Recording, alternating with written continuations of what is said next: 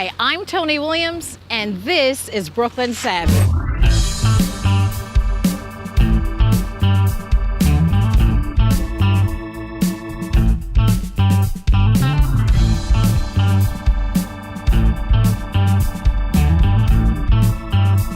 Hi, I'm Tony Williams, and welcome to Brooklyn Savvy. We are delighted to have Wendy Osefo as our guest. And Brooklyn, what makes Wendy so special is she's not from Brooklyn. She's from Baltimore, but we're making you an honorary Brooklynite. I'm for it. Okay, good enough.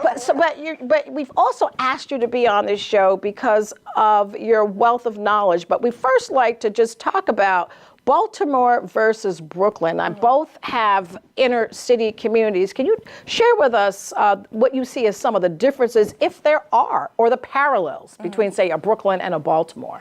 I would actually pose that Baltimore and Brooklyn are alike more than they're different. Absolutely. Mm-hmm. We have a lot of issues around gentrification that we see sparking up. We see that in Baltimore. We also see that in Brooklyn.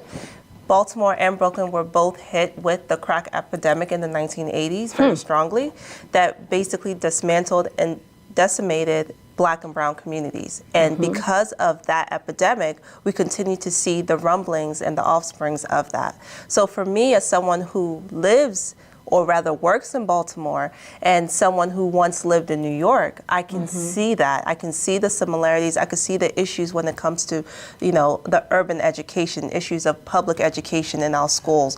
What does that look like? What does it look like when you have a lot of teachers who come into communities of color who cannot relate to those students in those communities of color?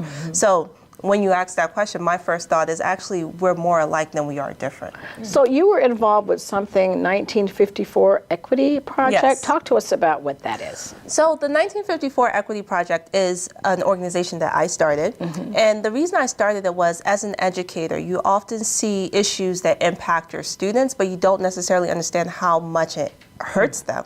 So I remember being one of the only professors of color at my last institution, and I had students coming up to me and they were just so hurt. This was right after the death of Eric Gardner. I Can't Breathe. And they did this thing on campus where they did this die-in where they all laid on the floor and pretended like they were a representation of Eric Gardner. No, the campus was at that time? It was Goucher. Okay. Goucher College. Right. And so the students came to me and they were just crying. And, it really impacted me as a faculty member. And after I heard their stories, I would go home, talk to my husband, and I'll be okay. Then one day it dawned on me, I said, I am able to go home to a safe place, being my husband. Unfortunately, for a lot of our students, that safe place is that university. What are we doing as educators to make sure that these students are okay when these tragic incidents happen?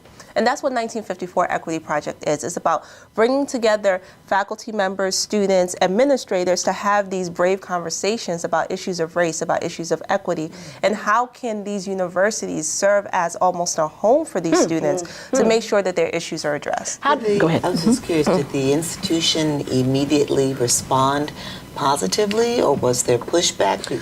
No, and that was another thing. Being a faculty member of color, I saw how the institution did not respond to the outcry by the students because it's a PWI, predominantly white institution. And then it was such an interesting time because we literally had Eric Gardner, we had the death of Freddie Gray in Baltimore, and then we had the Charleston Nine, where you had Dylann Roof going into a place of worship and killing 9 parishioners. And I remember the day that the Charleston massacre occurred. I was just so distraught. I said, he is killing people because they're Black. There was no email sent out by the university. Oh, that's terrible. And so for me, and that's exactly why 1954 was born, because I said, how can you have someone killing people who look just like a certain demographic of your student, and you do not respond? Would you see then that there was a contrast? Had the university made responses after other incidents? So that's a great question, but one that I can't answer because I actually left the institution, not for that reason, but for my own, personal reasons. And now, being at Johns Hopkins University, I do see that they are responsive to students. They have a shirt that I love that says Johns Hopkins Black Lives Matter. Like, they really embrace the students there. Of course, every institution can do a better job of being more culturally competent when it comes to their students of color. But as a faculty member at Johns Hopkins, I will say I am impressed by the work in which they have done. But this is not an issue about Goucher College or Johns Hopkins. This is a systemic issue that we see across the board at institutions of higher learning, where they're not responding to their students of color the ways in which they should. Were you able in any way to get through to Goucher with your inside and talking to them? Were they able to respond to you in a positive way? I mean, and to piggyback on that, how do you initiate the conversation? Right. A conversation like that. So that's a great question. Yeah. So it was right after I left Goucher that I started the 1954 Equity Project. But as a faculty member, I always had the conversation with them of, as a person of color, this is what's needed on this campus. I was just doing a keynote. And they were receptive, because sometimes when you not talk really. about being a person of color, it's like, oh, here comes a complaint. No. Right. It wasn't that they were dismissive, but they were not implementing anything. You can hear what I have to say, Right. but I don't measure impact by you hearing me. I measure impact by what is the output you What put you in do, from what you that do, right. conversation. And so the second piece is, I was just at Farley Dickinson University the other day, and I gave a keynote, and we were talking about, how do you enact this change? And the students asked this question, how do we become these voices? And I said to them, you pay to go here. Know your power. Know your worth. Know that if you guys organize in a way that is, again, cohesive, you can move mountains. So we have a diverse audience that looks at this show, and people all over the country in different parts of the Caribbean. Not everybody may understand the relationship of 1954, or may not understand the significance of 1954. And so I'd be curious to hear from you. I mean, I'm sitting here assuming this is all tied to Brown versus the Board of Education. Yes. Well, Yes. you're spot on. Right. You're spot on. And so when I was starting this, I wanted a name that would have an impact, because I'm one of those people that I believe, I'm Nigerian, and all of our names have meaning. And so I wanted to give... Were you born here or Nigeria? I was born in Nigeria. Okay. I came when I was 3. So I wanted to give the organization a name that had a meaning, not just something that was just fluff. And to me, one of the most watershed moments in our educational system was Brown versus the Board of Education, which happened in 1954, which stated that separate is never equal. You cannot have an educational system and you say this education system is for these people and then this one is for that people. No matter what, once we begin to separate, we begin to cause division. And so that's what 1954 Equity Project is a constant reminder to say, if at any time an institution finds that it's polarizing, then you need to really think hard about your policies. Now, I'm going to, if I'm understanding you, I think of the historically black institutions, colleges, and what a fantastic job they do. Absolutely. When it comes to the academic preparation and leadership skills of young black people. There would be some that would argue that we were, in some instances, maybe better off in segregated school systems where they were all black, who believe that that was better for us in terms of just what it is we needed to advance. The nurturing culture, the caring about you and your advancement. I think it goes twofold, right? Because we have empirical evidence that states that once you have faculty members of color, there's an uptick in a student's and academic that's a big achievement. question, is it not? Right. Yeah. Go ahead. Yeah, that's right. So you're absolutely right when you say that.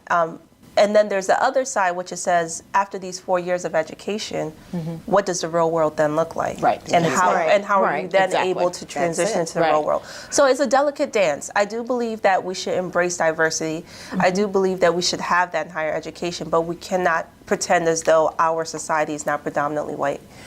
Because it is. And so we Right. have to prepare students of color to flourish in any situation that they're in.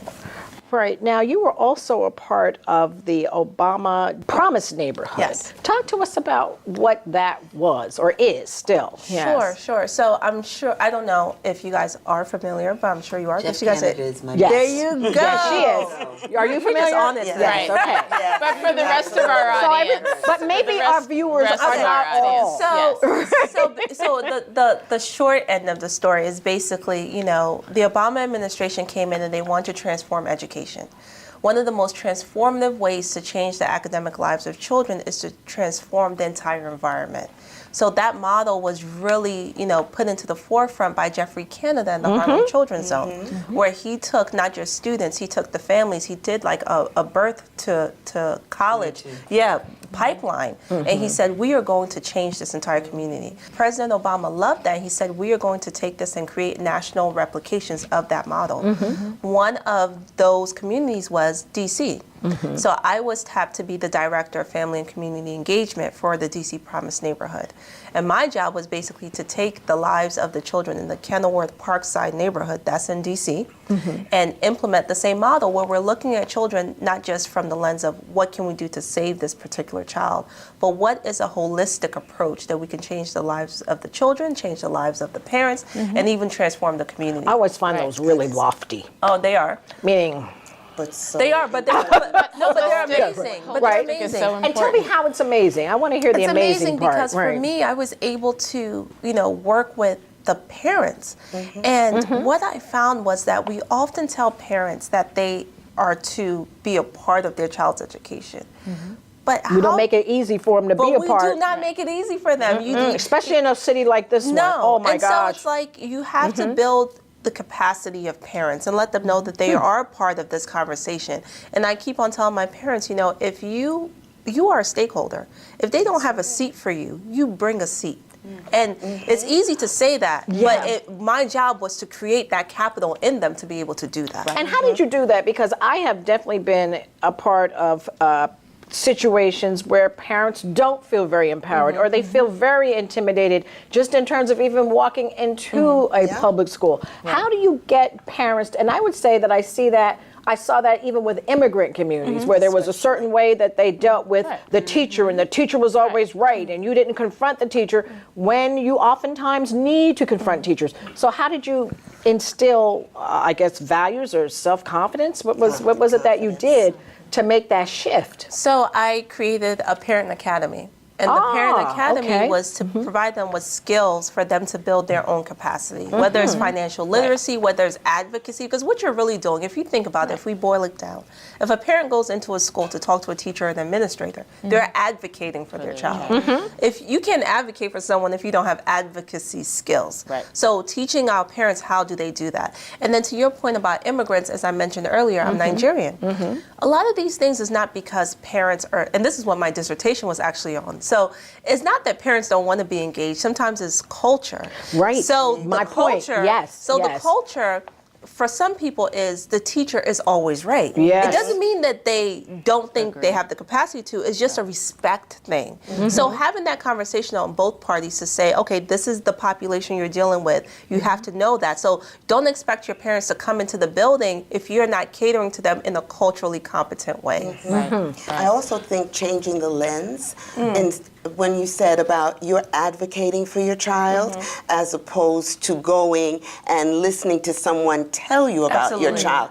When you start thinking that way, then your conversation is going to be Absolutely. different. Did you deal with the implicit bias of faculty when you were working in these in your capacity in working? Did you deal with that at all? I did. And Because that's what parents sometimes confront. absolutely. And I would see that with my son. It was a different experience that I saw him having than what I saw my daughter having in school. Yeah, there is this implicit bias that I think teachers often have, especially of parents of color. But what I always say is we tell our parents that they should come to PTA meetings, but you're not meeting parents where they are because that's not necessarily how all parents want to engage. Part of my study, I said to the school, you have parents who literally cannot read, but you want them to come to your school for Dr. Seuss Week. Right. They And cannot they can't read. read Dr. Seuss, yeah. You have to meet your parents where they are. So I had a parent who said, not embarrass them at the Exactly. same So I had a time. parent No who shame. said, I cannot read. But what I did was, I decided that I would sew all of the clothes for the school play. Ooh, Do you understand what I'm saying? absolutely. So Right. it's about catering to your parents, not to dumb it down, but to meet them where they are. What Because you if you offer. have these false measurements, they're always going to fall off the scale because you're not measuring them correctly. So. Right. And it sounds like what you're talking about, these models that can be replicated, can apply across different communities, whether that's around, it doesn't necessarily have to be for communities of color, immigrant communities. And I think that that's an interesting point because to your point about diversity and preparing people for after education, whether that's middle school, high school, or college, we're all going to need to be able to interact with one another. Absolutely. And we all have our own implicit biases. So it's a matter of changing that dialogue. Absolutely. It's always about, and that was the title of this op-ed I just wrote. It's called Changing the Narrative. Like, what does that look like? If you have a narrative that these people don't engage, and that's how you're going to approach it, but you have to change that narrative. Also, we were talking a little bit about segregation, but if one looks at inner city public school, there is a lot of segregation right there. How do we create diversity within a public school system that has been abandoned by those who have greater wealth? Great question. Well, first, I think it comes, the policies have a lot to do with how our school systems are organized. And I think you have to put people in the position that need to be in the position. My personal bias, I do not think we have the best Secretary of Education. She... It's not just your person. That's just me. Many might agree. But, when you start... But she's not the only bad one that we've had, right? No, she's not. But, when you start taking away money from public schools and put it in other places, I think that just creates this culture that says that those kids are going to fail anyway. That school is bad anyway. It just deprives. There's nothing we can do to change that school. So that's the first issue. You cannot expect students to want to go to a school if their parents are well enough to know that school actually doesn't have good resources. That creates segregation in and of itself. Absolutely, absolutely. I was just going to say, there's, we have a situation going back to 1954 where, we had integration, and we told our children and we told our African American children and their parents that the schools across the tracks were better, right? And so then when mom and dad could get enough money, they tried to get across the tracks to where the schools were, were better. And there, we go back to that thinking of some civil rights leaders, that actually what occurred was that we then dismantled and decimated our own communities, we weakened them. And today, in today's world, race and poverty are great determinants of the education system. Where you are geographically situated determines what your educational experience would be. Absolutely. That's very true. I can't argue with that. Now, you did a study on the effects of the 2016 presidential election. Could you share and its impact on minority communities? Could you talk to us a little bit about that? Since this show will air in 2000, it'll air and we'll still be in this. In Trump's administration? Or something. Right. So at a very high level, we found that it really depressed communities of color. Once the election happened, there was almost a sense of depression.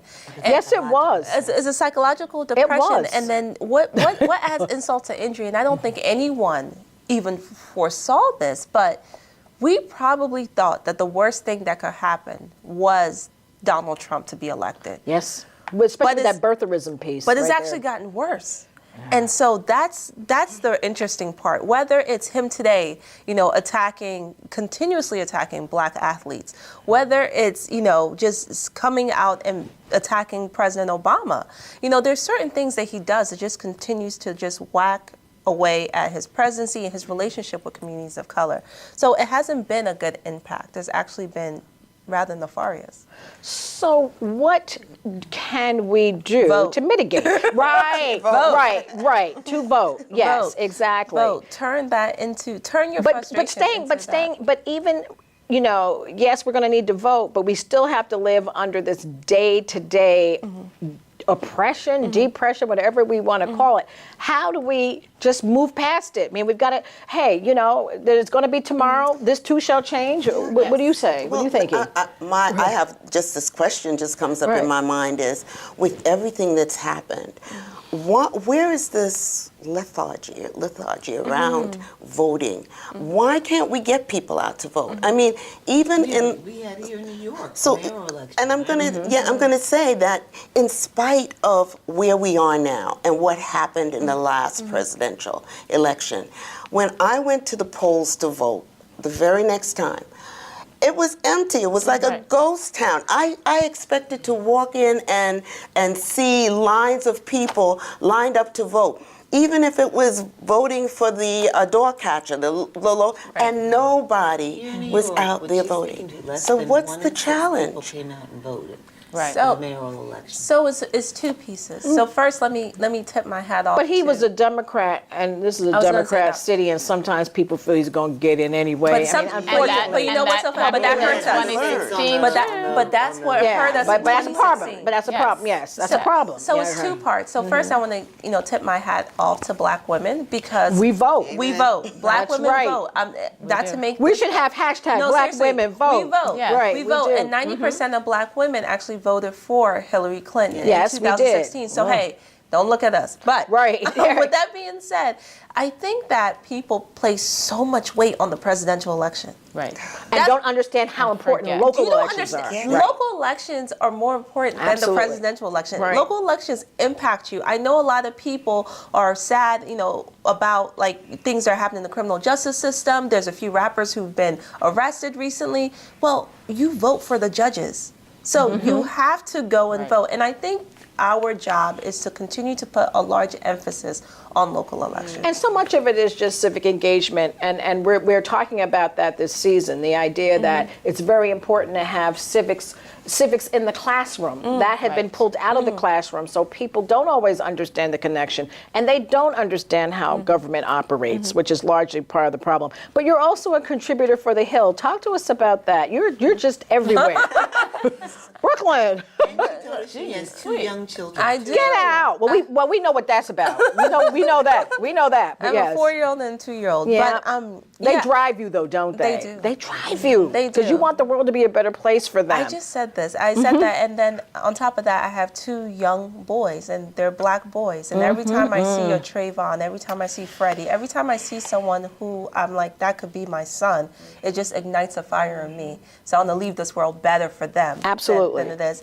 But being a contributor on The Hill is really exciting. I get to write about all things politics. So I'm always writing because I'm always inundated with information. So that's always great to just be around that type of thought process on what's going on Capitol Hill, what's going on in our world. I think my latest piece, I talked about, Jeff Flake. He's a Republican. He said he's not running anymore. Right. And that sparked a firestorm on social media. But I like to say things that people shy away from. Disrupting politics. Yeah, Wendy Disruption. That's my middle name. Right, and you're also a political commentator, Yes. right? Talk to us about how do you make something like that happen? Because oftentimes part of Brooklyn Savvy is just also to mentor young women and to give them other ideas about where they might, what career they might want to pursue. Talk to us about the political commentary that you do and getting on some of these networks to talk about Absolutely. this. So I am a political commentator. I've done most of the major networks, but you will probably more than often see me on Fox News. And Now, why are you on Fox News? Everyone says that. Yeah, let's talk about And that. here I go. Yes.